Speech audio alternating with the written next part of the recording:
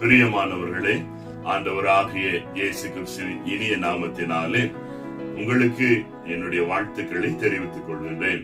இந்த ஜூன் மாதம் 1ஆம் தேதியிலே கர்த்தர் இந்த மாதத்திற்கு நமக்கு கொடுக்கிற வார்த்தை என்னவென்றால், 2 சாமுவேலுடைய புத்தகம் 22வது அதிகாரம் 36வது வசனம், உம்முடைய காருணியம் என்னை பெரியவனாக்கும், உம்முடைய காருணியம் என்னை பெரியவனாக்கும்.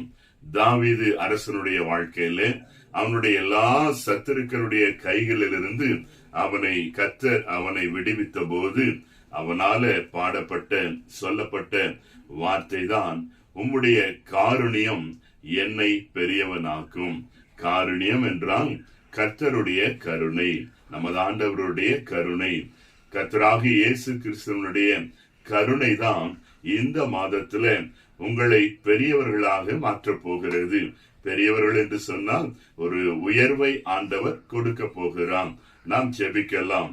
அன்புள்ள இயேசு சுவாமி, இந்த சத்தத்தையும் இந்த வீடியோவையும் பார்த்து கொண்டிருக்கிற என் அன்பு சகோதர சகோதரிகள் ஒவ்வொருடைய வாழ்க்கையில இந்த மாதத்துல உம்முடைய கருணை இவர்களை பெரியவர்களாக மாற்றட்டும்.